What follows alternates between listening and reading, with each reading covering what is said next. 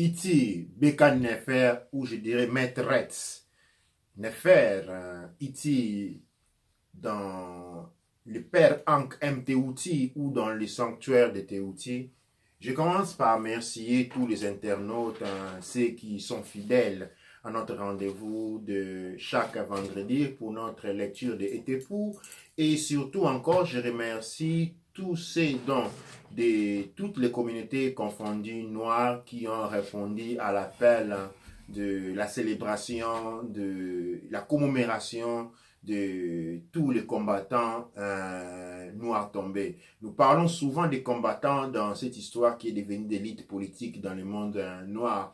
Et de tout ce qui s'appelle combattant, de tout ce qui font les combattants, très peu se rappellent exactement quand est-ce que ça a commencé et quelles sont les différentes étapes du combat que nous avons connu. En fait, durant cette semaine, nous aurons 3 dates que je vais citer vers la fin. Durant ces 3 dates, nous allons avoir des étépous, des lectures des étépous qui vont avoir un aspect des études ou des révisions historiques. Nous allons essayer de voir les différentes étapes de la résistance noire qui a commencé, je l'ai dit, il y a autour de 4000, moins 4500 ans déjà en Inde, quand quand le peuple noir subit l'attaque de ce que nous appelons les peuples aériens, les indo-aériens, les aériens qui deviennent après les germaniques, les latinos et autres qui ont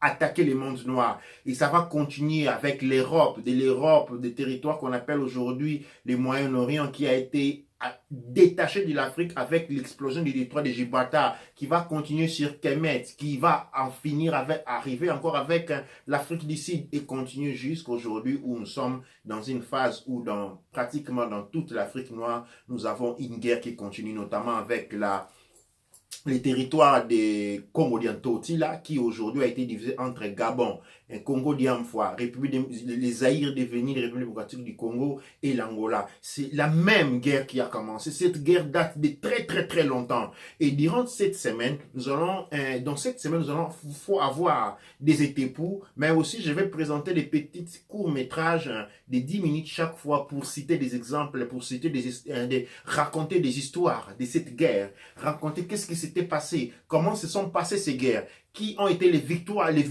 qui ont été les héros de cette guerre du monde noir, bien entendu, parce que c'est pour la première fois, et je dis ici, c'est pour la première fois que nous allons avoir une semaine de commémoration de tous les tombés, de tous les combattants du monde noir.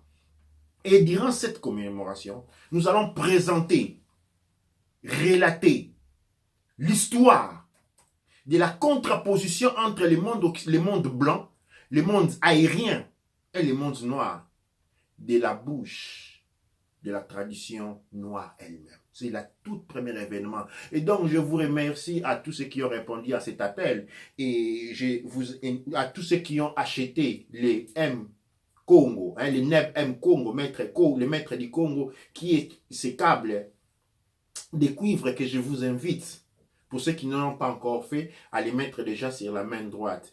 Et ces câbles signifient notre connexion, notre connectivité les uns des autres. Nous devons savoir, nous devons reconnaître que nous sommes connectés au-delà de nos différences, au-delà de nos incompréhensions. Nous devons réaliser que nous sommes tous descendants d'un seul peuple, que notre descendance vient encore avant même ce que l'on appelle l'Égypte antique ou Kemet. Et qu'aujourd'hui, nous revoyons comme Gabonais, Congolais, Zambiens, Namibiens. Ce sont tous des attributs coloniaux. Nous devons nous débarrasser de la colonisation. Nous devons rompre les barrières mentales imposées par les sortilèges appelés colonisation. Je me rappelle ici un comédien que je suivais hier qui dit quand les colons, c'est-à-dire ceux qui ont les désordres, viennent chez vous, ils détruisent votre pays et l'en réduisent à un état de merde, c'est-à-dire un état désastreux. Et c'est comme ça qu'on parle des colons, parce que dans les colons, il y a la saleté. Et on dit colonisation, c'est-à-dire transformation de votre environnement de vie en un environnement de saleté tel est les colons. Et nous allons essayer de donner un impact important.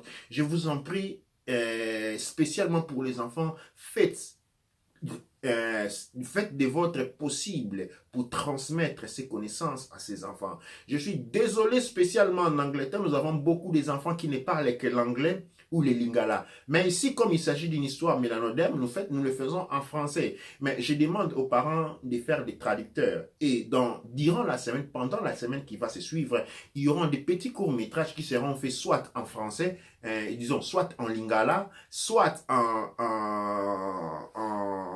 en français ou en anglais aussi, pour permettre une cognition littéraire, une cognition civilisatrice, une cognition culturelle de l'identité noire liée à son histoire qui lui a toujours été niée pendant très longtemps. Souvent, nous disons que l'histoire noire a été niée. Moi, je rectifierais ceci pour dire que cette histoire ne nous a pas été niée, nous avons plutôt ignoré.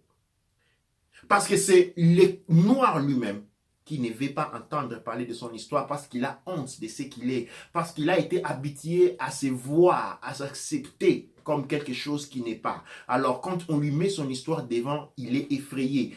Parce que son histoire lui rappelle qu'il est noir. Et je vous l'assure, dans la ville en Angleterre, j'ai voulu organiser la commémoration dans une salle.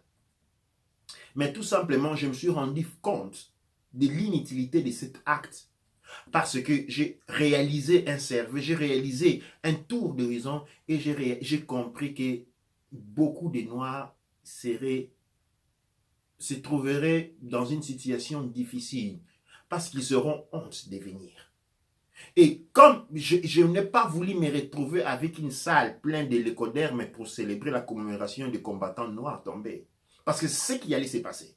J'allais voir plus de lécodermes qui viennent que de mélanodermes.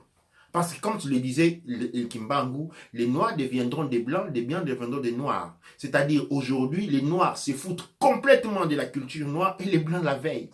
C'est-à-dire si j'ai réalisé une commémoration dans une salle, dans la ville où je suis, pour commémorer le tombé noir, j'aurai beaucoup de lécodermes, beaucoup de blancs qui viendraient volontiers commémorer les tombés noirs. Et les noirs ne viendraient pas parce qu'ils ont honte de leur identité. Ils ont honte. Ils ont été convaincus qu'ils sont blancs et ils veulent maintenir cette position. Toutefois qu'on leur importe une conscience qui leur fait rappeler qu'ils sont des noirs, ils n'en veillent pas. Et je me suis déjà lancé dans l'énergie, elle est déjà au radiant avec les 2 jours, les 3 jours qu'on a connus dernièrement de la forte ligne. Vous avez senti le vent qui est en train de bouger l'Europe, vous avez senti le froid qui a envahi directement, vous avez senti une forte vibration, la ligne qui est en train de bouger. Et donc nous sommes en train de vibrer. Sans plus tarder, nous allons commencer. Mais toujours dans la tradition de notre place, de notre époux, nous allons commencer toujours avec les rituels de l'ouverture de la voie.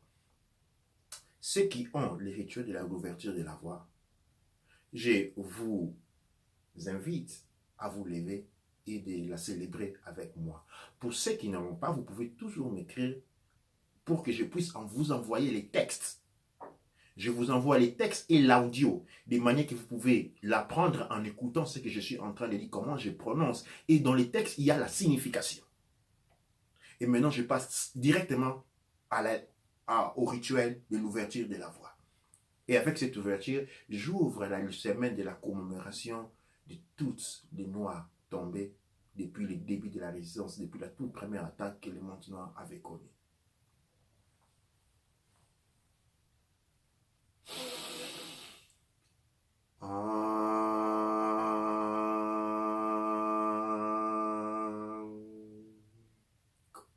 Anatrak embek ets, nuk embek ets, anatrak api, nuk api, duwa necher. Anatrak serkets, nuk serkets, anatrak kep sernouf, nuk kep sernouf, duwa necher. Anatrak asts, nuk asts, anatrak amsets, nuk amset, duwa necher. Anatrak nits. Nuk nits. Anatrak domotef. Nuk domotef. Duanecher. Anatrak nuts. Nuk nuts. Anatrak geb. Nuk geb. Duanecher. Anatrak shu. Nuk shu. Shu. Shu. Shu. Shu. Nuk shu. Anatrak tefnuts. Nuk tefnuts. Tefnuts. Tefnuts. Tefnuts. Tefnuts. Nuk tefnuts. Duanecher. Anatrak paunteru. Nuk paunteru. Anatrak umbunteru. Nuk umbunteru. Duanecher.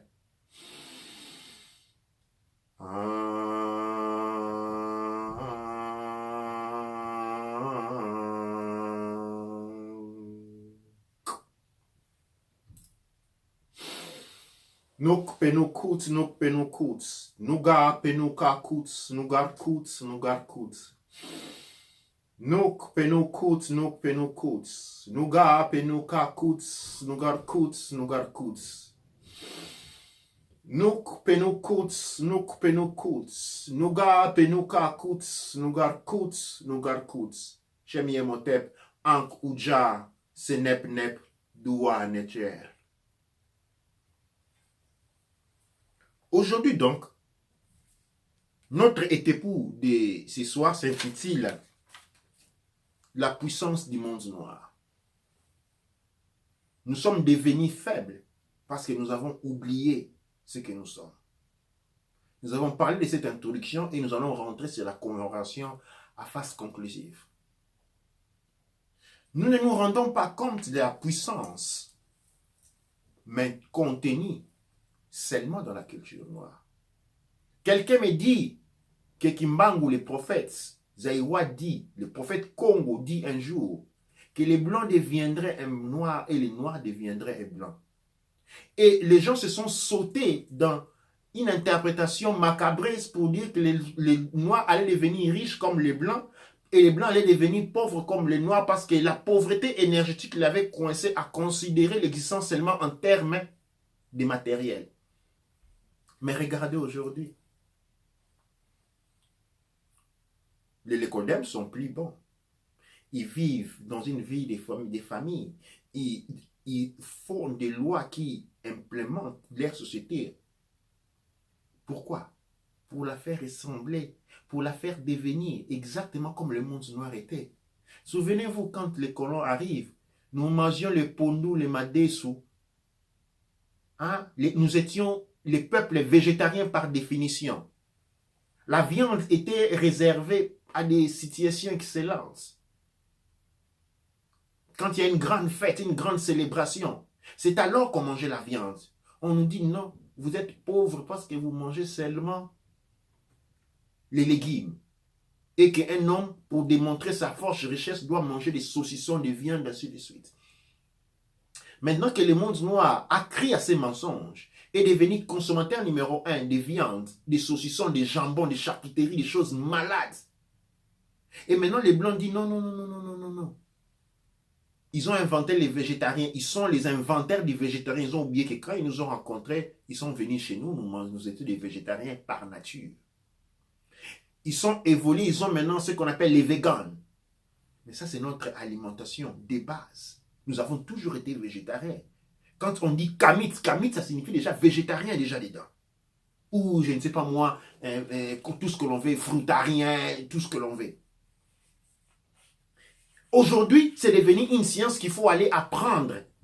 La nourriture bio. Mais nous avons toujours consommé bio. C'est la nature. Nous avons toujours été dans la nature. Et nous avons toujours mangé bio. Maintenant, avant, on nous dit que les bio étaient mauvais parce que c'était la nourriture de pauvres. Maintenant que nous sommes rentrés dans les pièges, c'est-à-dire nous sommes devenus comme eux. Mangeurs de viande. Violeurs de la nature. Destructeurs de tout parce que moi, je me souviens dans l'enfance, la chèvre ne mourait que le mois de décembre. Une chèvre ou deux mouraient le mois de décembre. Aujourd'hui, on en tue par semaine. Exactement comme les lécodermes étaient. C'est-à-dire, voilà, nous sommes devenus de l'écodème et sont devenus et nous. Maintenant, chez eux, les animaux sont protégés comme il était chez nous. Parlons du droit de la femme. La femme n'avait aucun droit. Lisez le document comme la Bible, on vous fait voir. La femme était vendue comme une chèvre. Elle était vendue comme une chèvre. Elle n'avait aucune valeur. Dans notre monde, par contre, la femme était la personnalité numéro 1 parce que notre société est une société matriarcale. L'univers était l'univers féminin. Et les féminins sacrés occupaient la première femme. Qu'est-ce qui se passe aujourd'hui? Les Blancs, la femme aujourd'hui socialement reconnue, elle continue dans son démarche, même qu'il y a des difficultés, mais il y a cette orientation, cette direction-là. Mais qu'est-ce qui se passe dans le monde noir? La femme n'a plus aucune valeur. La femme noire est devenue exactement comme la femme blanche du siècle passé. Des siècles passés. Du 11e, 9e, 8e siècle. Les droits de l'enfant. L'enfant n'était pas un instrument à torturer. On ne tapait pas les enfants. Moi, j'ai grandi, j'ai vite connu mon arrière-grand-père. Jamais même une fois un seul doigt. Aujourd'hui, le monde noir, le monde occidental, qui lui était plongé dans ce mécanisme-là, les enfants sont protégés, on ne touche plus aux enfants. De manière assez négative. Mais quand même, il y a cette évolution. Nous, par contre, les enfants, oh, c'est comme des sacs à boxe. On tape. On ne sait plus parler, on ne fait que crier, taper. On est convaincu que la seule manière d'aimer nos enfants, de leur exprimer notre amour et de contribuer à leur croissance, c'est de les maltraiter. On maltraite les gens au nom de l'amour. Ça, c'est des choses de malades. Ou souvent, vous savez dire, aujourd'hui dans le monde, on dit souvent, toute vérité n'est pas dite, alors vous êtes des menteurs. Non, non, toute vérité n'est pas dite, alors quelques mensonges sont bons à dire. Non, non, trouvez une place. Dans la tradition noire, je vous rappelle, le président Mobutu disait, bomba, bomba, mabé. Ça dit, bomba, bomba, mabé pour dire, quand vous cachez des choses, c'est mauvais. Cela signifie déjà qu'il n'y a pas de place pour les mensonges. La vérité est bonne parce qu'on dit bomba, bomba, mabé. Quand on cache, c'est mauvais. Et qu'est-ce qui se passe aujourd'hui? La vérité est célébrée chez les lécodernes. Les mensonges est devenu les talons d'acquis. Le centre de l'éthique noire est basé sur le mensonge. On mange sans respirer. Et cela est unité, c'est-à-dire par induction. Quand vous venez en Europe faire l'engunda, vous venez vivre en Europe, vous pensez que le système ne sait pas que vous êtes en train de mentir. En fait, le système veut que vous mentiez. C'est comme une corruption. Vous êtes corrompu quand vous venez. On est corrompu quand on vit en Europe. Parce qu'on vit en Europe, on est porté pour avoir des documents à dire de n'importe quoi, à mentir. C'est la séduction du diable, dit-on. Vous mentez. Et quand vous avez menti, vous allez maintenant créer votre vie sur base de ces mensonges. En fait, vous pensez que les mensonges est passé. Non, ces mensonges est la base de votre existence. Et le système le sait très bien. Vos mariages sont basés sur des mensonges. Toute votre vie est basée sur des mensonges. Qu'est-ce qui se passe? Vous êtes devenus eux et ils sont devenus vous. Et c'est en ce moment-là que la pauvreté toque à la porte du monde noir. C'est à ce moment-là que la souffrance toque au monde du noir. Et nous nous voyons souffrir. Nous nous regardons comme si nous ne savons pas le pourquoi. Mais regardez-nous intérieurement. Et donc, nous devons appeler à l'ère de la vigilance. Nous sommes en train de traverser un moment énergétiquement puissant sans parallèle. Les énergies qui sont en incarnation aujourd'hui sont plus puissantes que ce qu'il y a eu en 2012. Et les énergies sont neutres. Ils doivent pouvoir être orientés. Quelle orientation sommes-nous en train de donner à ces énergies? Eh bien, dans le monde occidental, dans le monde, pas occidental, dans le monde colon, dans ce monde mystique dont je ne vais pas rentrer dans les ramifications pour exprimer la nature, on parle du nouveau ordre mondial. Dans ce nouveau ordre mondial, on dit qu'on doit éliminer 6 milliards, 60 milliards de personnes. Et nous sommes en train de voir comment cela est en train de faire. Tous les pays situés dans l'hémisphère sud sont à évacuer, à détruire. On a vu, même en Europe, comment on détruit les pays comme la Grèce. Et vous allez voir que dernièrement, la Grèce a été citée pour un peuple ayant des gènes noirs. Ok? Et vous voyez voir les pays comme ici chez Hiroshima en Syrie, destruction complète. Même pire que ce qu'il y avait eu en Libye chez Kadhafi, destruction complète. Et ça est en train de continuer. Ça est en train de continuer. Devant nos yeux, nous sommes en train d'assister à cette destruction. Ça, c'est le nouveau ordre mondial où on veut diminuer la population mondiale. Et nous savons, nous avons vu comment la Clinton, on a vu comment Trump, on a vu comment tous sont en train de parler du problème du peuple noir. Les continents les moins habités du monde, c'est l'Afrique. Kama, Kachopa. Et pour étant les continents les moins peuplés du monde, avec une des taux de mortalité les plus élevés du monde, notre population, année après année, représente toujours un danger pour, je ne sais pas moi, l'écologie mondiale. Aujourd'hui, avec cette histoire de climate change, des changements climatiques, on en trouve pour chasser les gens des parcs. On évacue les gens de la forêt équatoriale pour l'acheter, pour en faire des propriétés privées. J'ai parlé de l'invasion occidentale. On a parlé de la néocolonisation.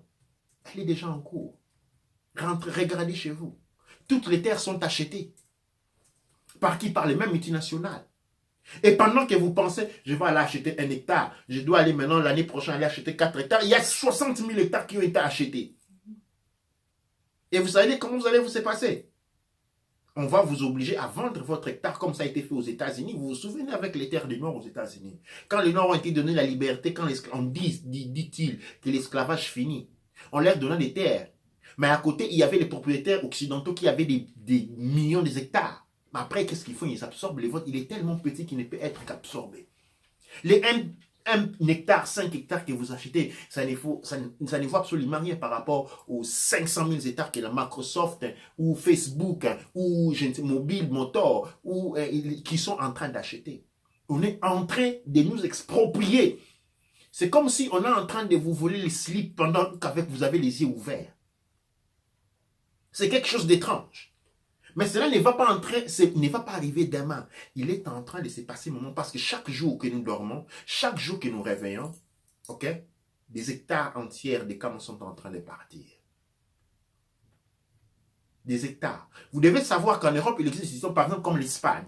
Les pays que vous connaissez comme l'Espagne, c'est une propriété privée. Elle appartient à une seule personne. Les 95% de l'Espagne appartient à une seule personne.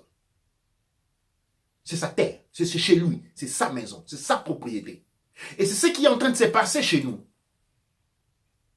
Vous allez vous réveiller, demain Bamako appartient à une personne habitant aux États-Unis. Et c'est ce que nous sommes en train de voir et c'est ici que nous devons ouvrir les yeux. Les nouvelles ordres mondiales, c'est ça.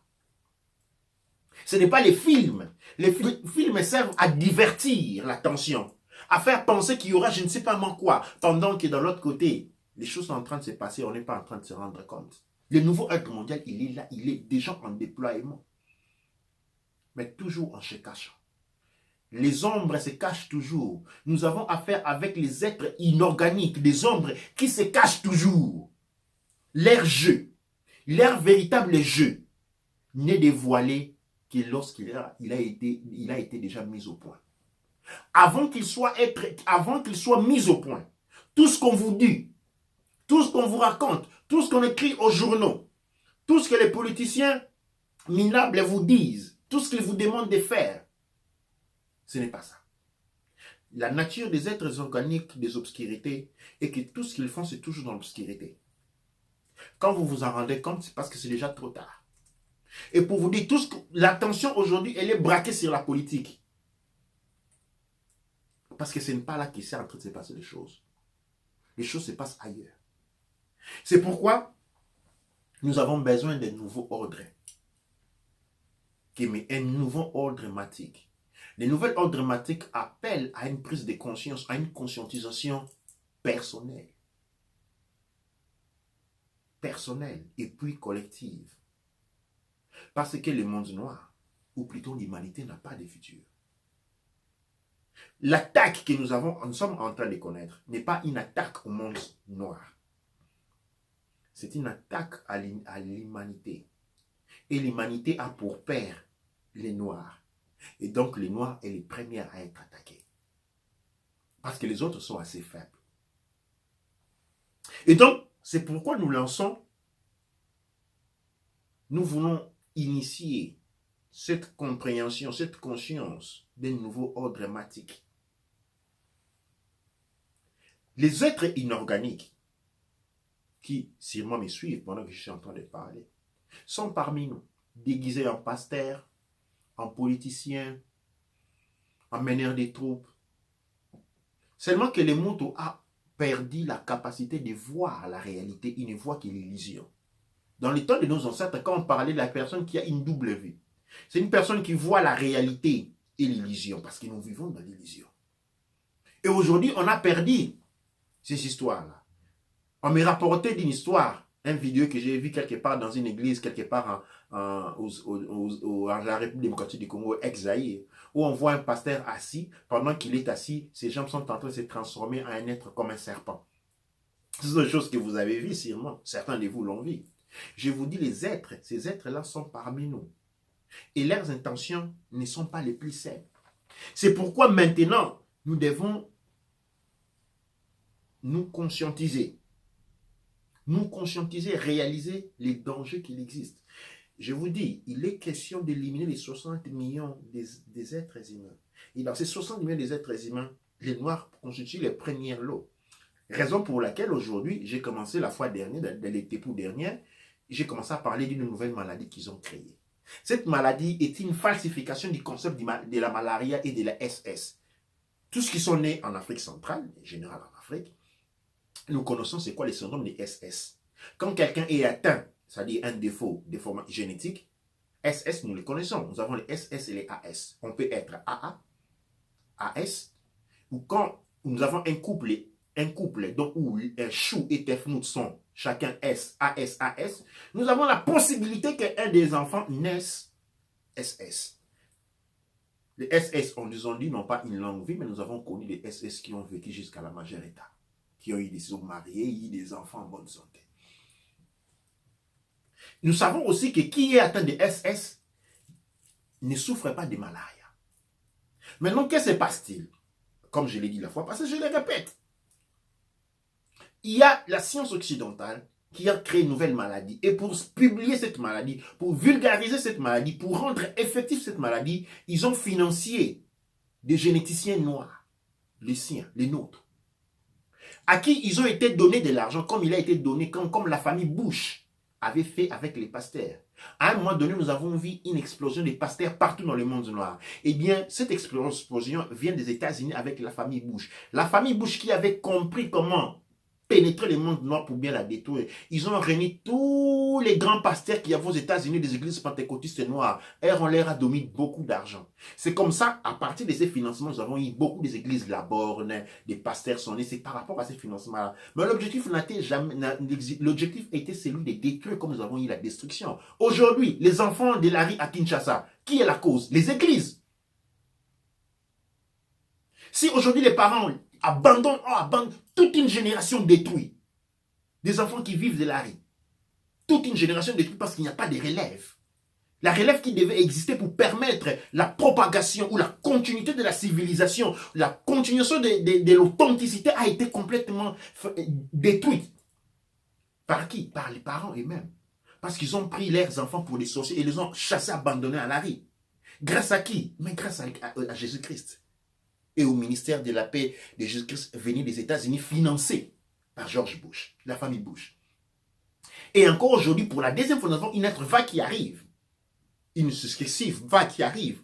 C'est des gens, c'est des intellectuels, des généticiens, des universités occidentales, à qui ont été donnés de l'argent, ont été indiqués des recherches qu'il faut faire bien précis, parce que c'est comme ça, on vous dit, écoute, on vous donne l'argent, vous devez publier ça, vous devez juste mettre votre nom dessus, signer, c'est tout. Selon cette richesse, nous autres qui avons développé une résistance par rapport au malaria, cette résistance qu'il y a, parce que ceux qui, vous connaissez l'histoire, ceux qui n'ont pas développé la résistance au malaria sont tous morts. Les enfants qui sont nés de ma promotion, de ma génération, tous ceux qui n'ont pas développé la résistance au malaria sont morts. Et bien maintenant, cette caractéristique défensive développée par notre organisme pour nous adapter à l'environnement qui nous a été génétiquement modifié, parce que les moustiques porteurs de malaria n'est pas un phénomène naturel. Maintenant, qu'est-ce qui se passe? Non, il y a une recherche scientifique qui sort pour dire que non, nous qui avons survécu au malaria, nous sommes porteurs d'une maladie génétiquement mortelle.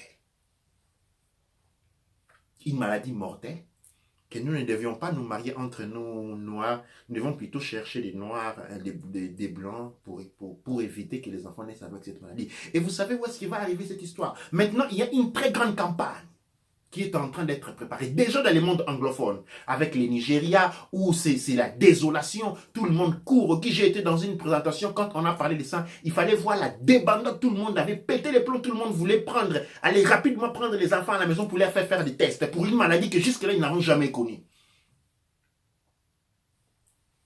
Vous savez où est-ce que cela va partir? Dans quelques années, on va dire que les Noirs sont porteurs d'une maladie génétiquement destructive qui peut mettre en danger les autres races et qu'il faut les mettre en quarantaine. Et c'est vers la direction. Ça, ceux qui vont survivre, ça, c'est ceux qui attendent, ceux qui vont survivre au choc émotionnel du fait d'y reconnaître, d'être porteur d'une maladie génétiquement mortelle. Je vais vous donner un exemple, c'est l'exemple de Magic Johnson. Magic Johnson avait été diagnostiqué de sida par erreur. Il avait 150 kilos. Dans une semaine, il avait 90 kilos. Et après, qu'est-ce qu'on dit? Le même hôpital, moi, je soupçonne que là, c'était une expérimentation. On dit non, c'est faux, on avait changé le truc, c'est pas vrai, et il a récupéré sa santé. Qui pensez-vous allait se passer si on n'avait pas rectifié cette nouvelle? Eh bien, aujourd'hui, nous saurions que Magic Johnson serait mort de sida qu'il n'avait pas. Et que pensez-vous quel effet aurait eu cette nouvelle dans la communauté? Beaucoup de filles qui ont eu des rapports sexuels non protégés avec Magic Johnson allaient se convaincre d'avoir contracté le sida et aussi allaient mourir. Je vais vous raconter une histoire que j'ai connue dans mon enfance. Il y avait un garçon qui allait aux États-Unis pendant que j'étais enfant. Et puis, il y a une rumeur sur laquelle les garçons avaient le sida. Et qu'il était en train de mourir. Immédiatement, les filles qui tournaient autour de ces garçons ont commencé à tomber malades un après l'autre. Et les garçons qui étaient devenus copains à ces filles-là, et aussi ont commencé à tomber malades. Dans moins de 4 ans, 5 ans, tous sont pratiquement morts. Mais après, vous savez qu'est-ce qui s'est passé? Une contre-nouvelle est arrivée que la nouvelle était fausse. Ce garçon n'a jamais été malade du sida, il n'est pas mort, il vit aux États-Unis en bonne santé. Vous voyez les faits. La psychologie humaine est puissante. La psychologie, le mental humain est l'arme les plus puissantes du monde. Et quand cette arme a été dirigée contre vous parce que vous ne savez pas la maîtriser, vous êtes un homme mort, vous êtes un peuple mort. Et c'est la direction qui est en train de prendre cette nouvelle. Et je vous dis en avance, de manière que vous soyez préparés. Que vous préparez vos parents, vous préparez vos amis. Quand on va vous dire que vous avez une maladie parce que vous avez une raison maladie, dites-moi, allez vous faire foutre, moi je ne suis pas malade. Vous devez, il n'y a pas d'autre arme que refuser en bloc tout ce qui vient des mondes qui n'est pas les nôtres. Tout ce qui vient des mondes qui n'est pas les nôtres, nous devons apprendre à les refuser en bloc, surtout quand ils ne corroborent pas à nos intérêts. Chaque fois qu'on vous dit que vous avez telle maladie, vous devez vous vacciner comme ça. Non. Les vaccins ont été utilisés en Afrique d'ici pour exterminer les peuples noirs. Peut-être que nous oublions cette histoire-là. Nous oublions, et nous allons voir ça durant la période de commémoration, combien de fois les vaccins dans les royaumes Congo, les royaumes Bamilinké, les Bao, avaient été utilisés. Les gens étaient vaccinés, puis ils commençaient à mourir un après l'autre. Ça a été utilisé tellement de fois, et il est tellement lamentable que nous ne connaissons pas cette histoire. Nous devenons comme des souris qui oublient les relations avec les chats. Vous imaginez une souris qui voit les chats et puis qui dort et puis il va les réveiller pour dire que, écoute, tu peux me faire voir la rientelle. Mais la souris est morte. C'est parce que quand la souris perd la mémoire, et nous avons oublié. Nous avons oublié qui est notre prédateur. Parce qu'en tant que Noirs, nous avons un prédateur humain. Tel les lapins a pour prédateur les lions, les léopards. Nous, en tant que Noirs, nous avons un prédateur. Nous devons réaliser cela. Nous avons un prédateur. Les prédateurs, pour les battre, il faut savoir l'isoler. Les hyènes savent comment isoler un lion et les battre. Parce que le lion, il est majestueux, il est tout puissant. Quand il rougit, tous les liens doivent se disperser. Cependant, les liens peuvent isoler un lion et les porter atteinte. Je ne suis pas ici en train de parler en termes de violence. Vous devez bien comprendre cela. Je suis ici en train de parler en termes de conscience. Pourquoi la hyène bat les lions? Parce qu'il est conscient qu'en l'isolant, il peut les battre. Comme l'on dit, être en mesure de fabriquer une bombe, c'est de la connaissance, c'est de l'intelligence. Savoir qu'il ne faut pas la fabriquer du tout, c'est de la sagesse. Je répète, savoir être en mesure de fabriquer une bombe, c'est de la connaissance. Savoir qu'il ne faut pas du tout la construire, c'est de la sagesse. Et nous devons avoir ces deux éléments qui fonctionnent ensemble. Nous dormons. Et notre sommeil coûte. Le sommeil dont je parle ici, je parle de l'inconscience. Nous sommes devenus, nous avons été domestiqués. Un animal domestique ne s'occupe pas de son sort. Pensez-vous que les chiens se préoccupent de son sort? Quel sort les réserve son maître? Son maître va l'abandonner, va les faire abattre. Vous avez vu comment on traite les chiens? Quand il est trop vieux, on va dans les trucs de chiens, on les fait abattre. C'est comme ça qu'on traite les chiens ici. Ou bien on va l'abandonner. Pourquoi? Parce que c'est un animal domestique. Comme j'ai dit l'autre fois, quand on cherche la commodité, on renonce à la volonté. Et nous, quand nous voulons la commodité, nous avons renoncé à la volonté. Et en tant quand on renonce à la volonté, on appelle ça processus de domestication. Et quand on est devenu un animal domestique, on a pris des destins. On a un but. Et quand un monde n'a plus un destin, il a un but, c'est ce qu'on appelle l'esclavage. Et nous devons apprendre, et je vous dis, aux enfants. Beaucoup des adultes, pour ce que j'ai dit, c'est du chimotonote. Je ne suis pas en train de parler Cheikh Rani Kamet, je ne suis pas en train de parler Medou Netcher. Mais pour beaucoup, c'est les Medou Netcher que je suis en train de parler. Pourquoi? Parce qu'ils ne peuvent pas comprendre les messages ici réservés aux enfants. Ceux qui sont en mesure de comprendre ce que nous sommes en train de dire, c'est dont le monde de demain représente encore un grand point d'interrogation. Beaucoup d'entre nous ne veulent pas être noirs. Vous avez vu des émissions sur Facebook. Non, je ne veux pas être noir. Il y a beaucoup d'associations parce qu'aujourd'hui, la chose la plus étrange est que quand quelqu'un est brutal, on dit qu'il est brutal comme un noir. Quand quelqu'un est gentil, on pense qu'il ressemble à un blanc. Mais vous avez oublié les Vikings. Les Vikings, c'était qui? Qui ont terrorisé le monde entier? Qui ont fait la Première Guerre mondiale? La Deuxième Guerre mondiale? La guerre du Vietnam? La guerre du Kosovo 1 et 2? La guerre de la Libye? La guerre de 1000 ans chez eux-mêmes? L'esclavage? Qui ont fait ça? C'est depuis comment? Par quel sortilège maintenant les Noirs sont les méchants? Comment c'est arrivé? Moi je vous pose la question, comment c'est arrivé que dans vos têtes,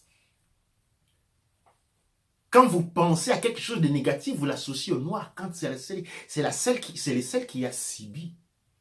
Les Noirs en Amérique, quand ils ont été libérés de l'esclavage, pendant que les Blancs étaient effrayés que les Noirs retournent pour la revanche, au point où ils ont vous savez pourquoi avant la pistolet avait un coup, il fallait recharger en tambour. Ce qui a poussé le Blanc à inventer la pistolet automatique, c'est parce qu'il avait peur que les Noirs qu'il avait libérés, qu'il avait maltraités pendant des siècles, qu'il avait maintenant libérés, puissent rentrer, les tuer. Mais les Noirs sont partis, ils ne sont jamais rentrés.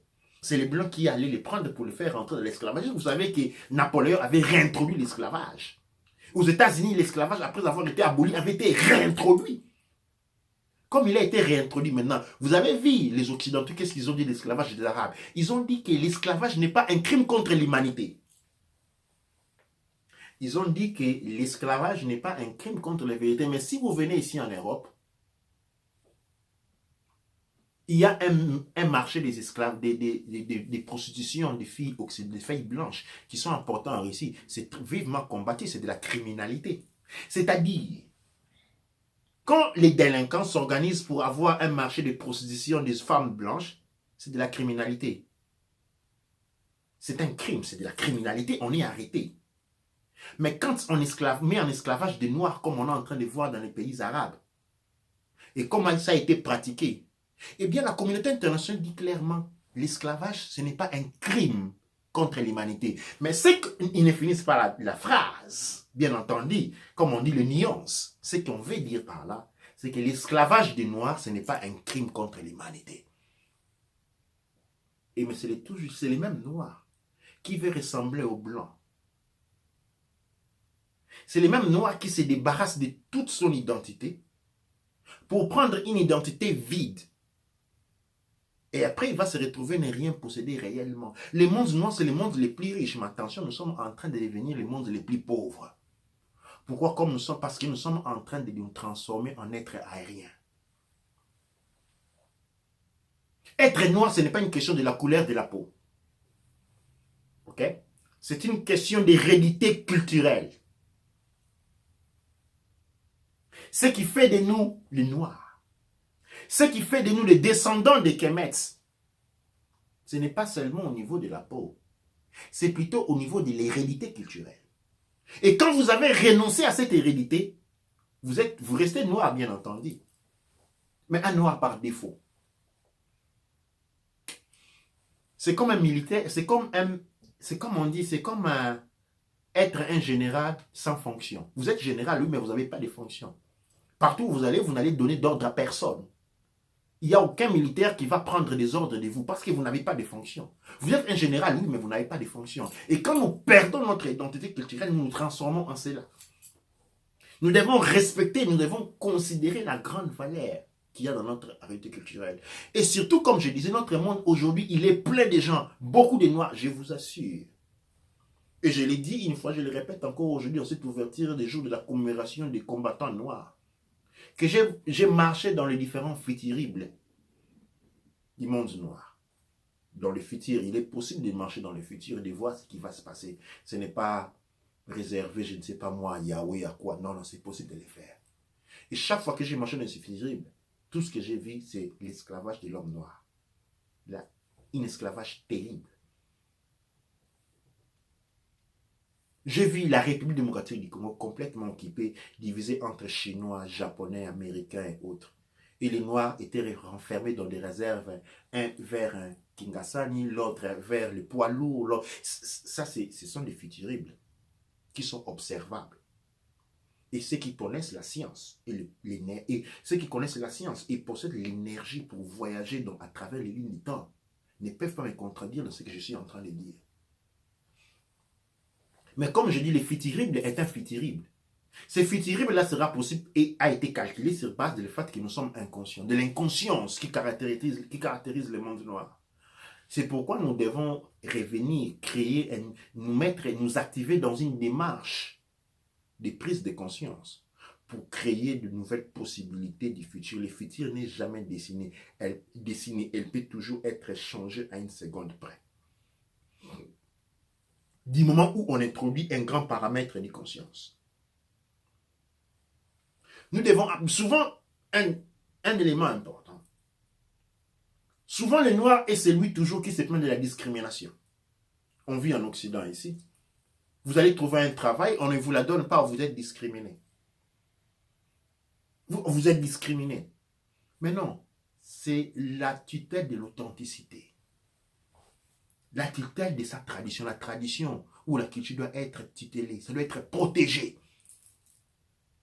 J'ai été en Chine à apprendre des arts martiaux, à pratiquer une forme de spécialisation. On vous apprend la technique.